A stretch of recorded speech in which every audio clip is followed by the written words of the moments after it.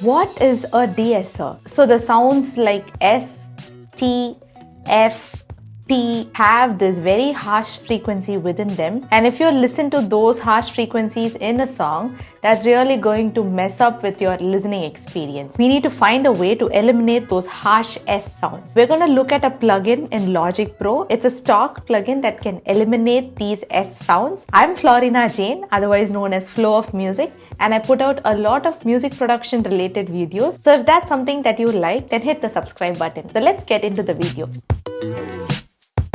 So in order to pull up the De-esser plugin, go over to Audio Effects, Dynamics, and here you have De-esser 2. I'm going to choose that. This is how a De-esser plugin looks like. We're going to go through all these different knobs. Took all the pain and you gave me a song. So of course there's a very harsh S sound over here.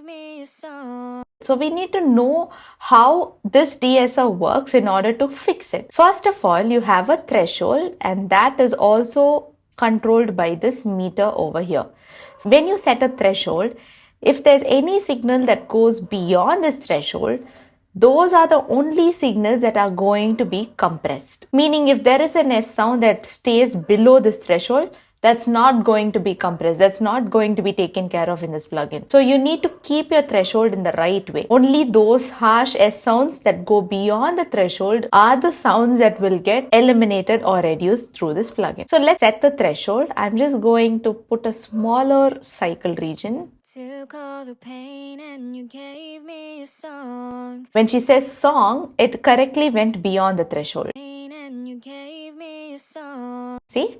So that's how you set your threshold. The next is maximum reduction. So this knob and this meter both are the same. So this tells us for whatever signal that goes beyond the threshold, how much of it is it going to reduce. So we can control it with this knob.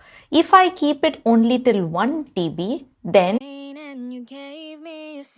only 1 dB has been reduced. Even if it goes above the threshold to 3 dB or 4 dB, only 1 dB is getting reduced. So if you want the reduction to be even higher, then you have to move this meter.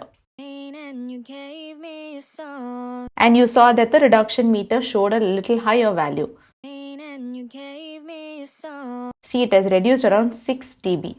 So that's maximum reduction. The next knob is frequency. So this tells us the center frequency that is going to be reduced. So I can just move around and check which frequency is very harsh, where I'm getting those S sounds a lot. And you gave me a song. Now I can and you gave me a song. Now I can and you gave me a song. So like that, I can move it around. You also have a filter solo button, and this is a very useful button. Just turn that on and you can only hear the frequency that you have set here. So you can use this solo button to check the frequency which is going to be reduced later on. I want to find out where I'm hearing that S sound a lot.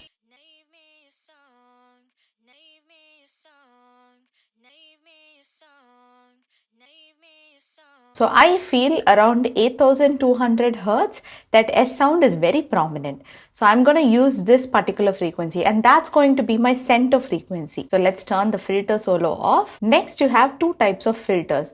So you can either use this kind of a bell-shaped filter. So that basically eliminates using this 8200 Hz as your center frequency and some neighboring frequencies also. So it's kind of like a bell curve that's getting cut. Or you can control a range of frequencies and make sure that is reduced, meaning right from 8200 Hz till the end. So it could even be till 20,000 Hz. So if you want a whole range of frequencies to get cut right from the frequency that you set, you can choose this. And apart from that, you have a split range and a wide range. Again, helps us to decide if you want a wider area that has to be cut or reduced, or you want it in a very narrow manner. I generally choose wide. If you even listen to this T without this, it's very harsh. Now with the plugin, it's a little softer, obviously. And similarly, when you come to this section without the plugin, now with this,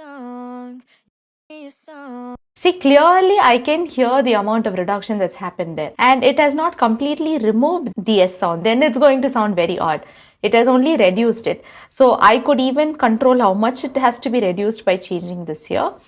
This mode function, keep it to relative always. Don't change it to absolute, then it becomes a little abrupt. Keep it in relative and work on your songs. In fact, De-essor doesn't just work with vocal tracks and doesn't just remove these harsh sounds from a vocal track. Even if you have tracks that have cymbals and hi-hats that also have some problematic higher frequency elements, you can use a De-essor and slightly tame those high frequency harshness. You also do have a lot of preset when you go to factory default and come down. You have a lot of presets over here as well. I normally don't use presets. I directly go and manually set it and customize it for the track that I have. I hope you were able to understand how to use a De-essor plugin in Logic Pro. If you know how to use this plugin, then any third-party De-essor that you open up will be very familiar to you. You just need to read the name of the knob and you'll know exactly what it does. You may have some additional settings in a third-party plugin, but apart from that, the basic settings remain the same. I hope this video was useful. Thank you so much for watching. Keep making music, and I'll see you guys in another video.